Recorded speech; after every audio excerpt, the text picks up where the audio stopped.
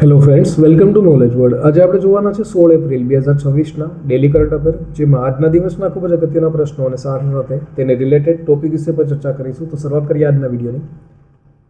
પ્રથમ પ્રશ્ન છે, તાજેતરમાં આઈપીએલમાં 4000 રન બનાવનાર સૌથી નાની ઉંમરના ભારતીય ખેલાડી કોણ બન્યા છે? તો તે બન્યા છે શુભમન ગિલ. માટે ઓપ્શન નંબર એ જવાબ આવશે. તેના વિશે હવે વાત કરીએ તો સ્ક્રીન ઉપર જોઈ શકો છો, આ છે શુભમન ગિલ અને તેઓના દ્વારા આ જે સિદ્ધિ છે, એટલે કે આઈપીએલમાં 4000 રન બનાવનારની જે સિદ્ધિ છે સૌથી નાની ઉંમરમાં તે મેળવી છે. અને લખનૌના જે એકાના સ્ટેડિયમ છે તેમાં ગુજરાત ટાઇટન્સ અને લખનૌ સુપર જાયન્ટ્સ વચ્ચેની મેચ દરમિયાન તેઓએ આ સિદ્ધિ છે તે મેળવી છે. અને સાથે સાથે વિરાટ કોહલીનો જે 10 વર્ષનો જૂનો રેકોર્ડ છે તે પણ તોડ્યો છે. અને જેમણે 2016માં 27 વર્ષ અને 195 દિવસની ઉંમરે આ જે સિદ્ધિ છે તે મેળવી હતી. ત્યાર પછી જોઈએ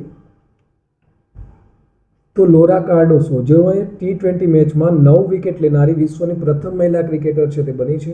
Ravichandran Ashwin US major league ક્રિકેટમાં ડ્રાફ્ટ થનારા પ્રથમ ભારતીય બન્યા છે. સુનિલ નારાયણ, જેઓ આઈપીએલ ઇતિહાસમાં સૌથી વધુ કેપ્ટ વિદેશી ખેલાડી બન્યા છે. અને રોયલ ચેલેન્જર્સ બેંગ્લોર એટલે કે આરસીબી છે તે આઈપીએલ ઇતિહાસમાં સૌથી મોંઘી ટીમ બની છે. રવાન્ડાની જે ફેની T20 આંતરરાષ્ટ્રીય ક્રિકેટમાં સદી ફટકારનારી સૌથી નાની ઉંમરની મહિલા ખેલાડી છે તે બની છે. અને ઉતાગુસીમાનંદે છે તેઓ T20 આંતરરાષ્ટ્રીય ક્રિકેટમાં સદી ફટકારનારની સૌથી નાની ઉંમરની મહિલા ખેલાડી છે તે બની છે. ત્યાર પછી જોઈએ તો તાજેતરમાં 1-8ના બ્રાન્ડ એમ્બેસેડર તરીકે કોની નિમણૂક કરવામાં આવી છે? તો હાલમાં જ 1-8ના બ્રાન્ડ એમ્બેસેડર તરીકે સ્મૃતિ મંધાના છે તેઓની નિમણૂક કરાઈ છે. માટે ઓપ્શન નંબર એ આવશે. તેના વિશે વાત કરીએ તો આ છે સ્મૃતિ મંધાના અને તેઓ ભારતીય ક્રિકેટર છે, મહિલા ક્રિકેટર. અને તેઓના દ્વારા એજિલિટાસ દ્વારા ઉત્પાદિત સ્પોર્ટ્સવેર છે તેઓના જે બ્રાન્ડ છે 1-8 એના બ્રાન્ડ એમ્બેસેડર તરીકે નિયુક્ત કરવામાં આવ્યા છે. અને સાથે સાથે તે મહિલા એથ્લેટ્સ માટે ખાસ ડિઝાઇન કરેલા કપડાં વિકસાવવા માટે રિસર્ચ અને ડિઝાઇન ટીમ સાથે સહનિર્માતા તરીકે પણ કામ કરશે. ત્યાર પછી જોઈએ બીજા અગત્યના પોઈન્ટ. તો હાલમાં જિંદાલ સ્ટેનલેસ સ્ટીલના પ્રથમ બ્રાન્ડ એમ્બેસેડર તરીકે રણવીર સિંહ છે તેઓની નિમણૂક થઈ છે. તો યામાહા મ્યુઝિક ઇન્ડિયાએ બ્રાન્ડ એમ્બેસેડર તરીકે AR રહેમાન છે તેની નિમણૂક કરી છે. અને કેન્દ્રીય ગૃહ મંત્રાલય દ્વારા સુદર્શન પટનાયકને વસ્તી ગણતરી 2027 માટે બ્રાન્ડ એમ્બેસેડર તરીકે નિયુક્ત કરવાયા છે. તો મહેન્દ્રસિંહ ધોનીને ભારત ઇન્ટરફેસ ફોર મની એટલે કે ભીમ એપ છે તે એપ્લિકેશનના બ્રાન્ડ એમ્બેસેડર તરીકે નિયુક્ત કરવામાં આવ્યા છે. તો રવિન્દ્ર જાડેજા છે તેઓને સિટી યુનિયન બેંકના પ્રાથમિક બ્રાન્ડ એમ્બેસેડર તરીકે નિયુક્ત કર્યા છે. તાજેતરમાં 2025 માટે વિઝડનના leading cricketer in the world તરીકે કોની પસંદગી કરાઈ છે? તો હાલમાં જ મિશેલ સ્ટાર્ક અને દીપ્તિ શર્મા આ બંનેની પસંદગી કરાઈ છે. માટે ઓપ્શન નંબર સી આવશે. તેના વિશે વાત કરીએ તો સ્ક્રીન ઉપર જોઈ શકો છો, આ છે ઓસ્ટ્રેલિયાના ઝડપી બોલર મિશેલ સ્ટાર્ક અને તેઓને leading men's cricketer in the world તરીકે પસંદગી છે તે કરવામાં આવી છે, જેમણે 2025ના વર્ષ દરમિયાન ટેસ્ટ ક્રિકેટમાં શાનદાર પ્રદર્શન કર્યું હતું. અને આ છે ભારતીય ઓલરાઉન્ડર દીપ્તિ શર્મા, તેઓને leading woman cricketer in the world તરીકે સન્માનિત કરવામાં આવ્યા છે. અને ભારતની પ્રથમ મહિલા વન ડે વર્લ્ડ કપમાં જીતમાં તેમની ભૂમિકા છે તે મહત્વની હતી. અને બીજી અગત્યની વાત કરીએ તો લીડિંગ T20 ક્રિકેટર છે તે અભિષેક શર્મા છે, ભારતના છે. ધ વિઝડન ટ્રોફી શ્રેષ્ઠ પ્રદર્શન માટે શુભમન ગિલ છે તેઓને આપવામાં આવી છે. તાજેતરમાં કયા રાજ્યએ મલયાલમ નવું વર્ષ વિશુ ઉજવ્યું છે? તો વિશુ નામનું જે છે તે ઉજવાયું છે કેરળમાં. માટે ઓપ્શન નંબર બી આવશે. તેના વિશે વાત કરીએ તો કેરળ રાજ્ય દ્વારા મલયાલમનું જે નવું વર્ષ જેને વિશુ તરીકે ઓળખાય છે તેને ઉત્સાહપૂર્વક ઉજવણી કરવામાં આવી છે. વિશુ છે તે કેરળનો એક મહત્વપૂર્ણ લણણીનો તહેવાર છે જે મલયાલમ કેલેન્ડર મુજબ મેષ મહિનામાં પહેલા દિવસે ઉજવવામાં આવે છે. અને આ જે તહેવાર છે તે કેરળ ઉપરાંત તમિલનાડુના કેટલાક ભાગો અને તુલુનાડુ ક્ષેત્રમાં પણ મનાવવામાં આવે છે. ત્યાર પછી જોઈએ તો તાજેતરમાં ઇઝરાયલ દ્વારા મોસાદના વડા તરીકે કોને નિયુક્ત કરવામાં આવ્યા છે? તો હાલમાં જ ઇઝરાયલ દ્વારા જે રોમન ગોફમેન છે તેઓની જે મોસાદના વડા તરીકે નિયુક્ત થઈ છે. માટે ઓપ્શન નંબર સી આવશે. તેના વિશે વાત કરીએ તો સ્ક્રીન ઉપર જોઈ શકો છો, આ છે ઇઝરાયલના વડાપ્રધાન બેન્જામિન નેતન્યાહુ અને તેઓના દ્વારા મેજર જનરલ રોમન ગોફમેન છે તેઓને મોસાદના આગામી વડા તરીકે નિયુક્ત છે તે કર્યા છે. અને આ નિમણૂકને 13 એપ્રિલ 2026ના રોજ સત્તાવાર રીતે મંજૂરી આપી છે. અને તેઓ જૂન 2026માં જે વર્તમાન વડા છે ડેવિડ બાર્નિયા તેઓનો કાર્યકાળ છે તે પૂર્ણ થયા બાદ આ જે કાર્યભાર છે તે સંભાળશે. અને રોમન ગોફમેન છે તેઓ હાલમાં વડાપ્રધાન લશ્કરી સચિવ તરીકે સેવામાં આપી રહ્યા છે. અને તેઓ બેલારુસમાં જન્મ્યા હતા અને 14 વર્ષની ઉંમરે ઇઝરાયલ છે તે આવ્યા હતા. ત્યાર પછી જોઈએ તો ઇઝરાયલ દ્વારા હાલમાં જ 6ઠ્ઠી પેઢીની સ્કાય સ્ટિંગ મિસાઇલ છે તેનું નિર્માણ થયું છે. ઇઝરાયલમાં યુપીઆઈ છે તે લોન્ચ થઈ છે. વડાપ્રધાન મોદીએ ઇઝરાયેલી સંસદનું સર્વોચ્ચ સન્માન નેસેટ મેડલના સ્પીકર પ્રાપ્ત થયા છે. ભારતે મત્સ્ય ઉદ્યોગ અને જળચર ઉછેરમાં સહયોગ વધારવા માટે ઇઝરાયલ સાથે MOU છે તેના પર હસ્તાક્ષર કર્યા છે. તો ઇઝરાયલ સોમાલીલેન્ડ છે તેઓને સ્વતંત્ર રાષ્ટ્ર તરીકે ઔપચારિક રીતે માન્યતા આપનાર પ્રથમ દેશ છે તે બન્યો છે.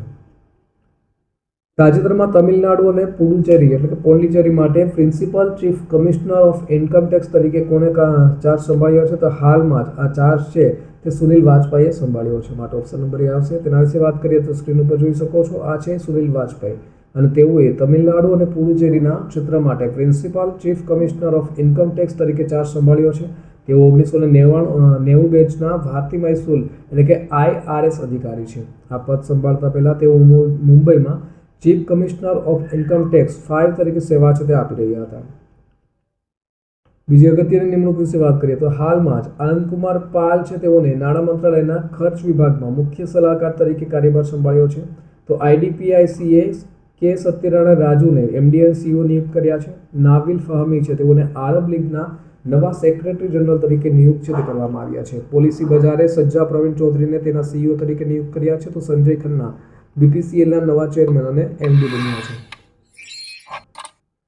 તાજેતરમાં સુસાન કોયલને કયા દેશના સંરક્ષણ દળના પ્રથમ મહિલા વડા તરીકે નિયુક્ત કરવામાં આવ્યા છે? તો હાલમાં જ આજે સુસાન કોયલ છે તેઓને ઓસ્ટ્રેલિયાનું જે સંરક્ષણ દળ છે તેઓના પ્રથમ મહિલા વડા તરીકે નિયુક્ત થયા છે. માટે ઓપ્શન નંબર D આવશે. તેના વિશે વાત કરીએ તો આ છે લેફ્ટનન્ટ જનરલ સુસાન કોયલ, જેમ તમે સ્ક્રીન ઉપર જોઈ શકો છો, અને તેઓને ઓસ્ટ્રેલિયાના સંરક્ષણ દળ હેઠળ ચીફ ઓફ આર્મી એટલે કે સેના પ્રમુખ તરીકે નિયુક્ત કરવામાં આવ્યા છે. અને 125 વર્ષના ઇતિહાસમાં આર્મી ચીફ તરીકે નિયુક્ત થનાર તેઓ પ્રથમ મહિલા છે. તેઓ જુલાઈ 2026થી લેફ્ટનન્ટ જનરલ સિમોન સ્ટુઅર્ટનું સ્થાન લેશે અને પોતાનો જે કાર્યભાર છે તે સંભાળશે. તાજેતરમાં અમરાવતી કેપિટલ સિટી પ્રોજેક્ટના તબક્કા 1 માટે વિશ્વ બેંકે કેટલા મિલિયન ડોલર પ્રારંભિક ભંડોળ તરીકે બહાર પાડ્યા છે? તો વિશ્વ બેંક દ્વારા $340 મિલિયન છે તેવું ભંડોળ બહાર પાડ્યું છે. માટે ઓપ્શન નંબર એ આવશે. એના વિશે વાત કરીએ તો વર્લ્ડ બેંક દ્વારા આંધ્રપ્રદેશના જે અમરાવતી કેપિટલનું સિટી પ્રોજેક્ટ છે તેના વિકાસ માટે $340 મિલિયન એટલે કે 2800 કરોડથી પણ વધુ પ્રારંભિક ભંડોળ છે તે બહાર પાડ્યું છે. અને આ ભંડોળ છે તે મુખ્યત્વે રસ્તાઓ, પાણી પુરવઠા, આવાસ અને પૂર્વ વ્યવસ્થાપન જેવી માળખાગત સુવિધાઓનું નિર્માણ માટે કરવામાં આવશે. તાજેતરમાં વિશ્વ ચાગાસ રોગ દિવસ ક્યારે ઉજવવામાં આવ્યો? તો દર વર્ષે 14 એપ્રિલના રોજ વિશ્વ ચાગાસ રોગ દિવસ છે તે ઉજવાય છે. માટે ઓપ્શન નંબર D આવશે. તેના વિશે વાત કરીએ તો આ દિવસ છે વર્લ્ડ ચાગાસ ડિસીઝ ડે, તે 14 એપ્રિલે ઉજવાય છે.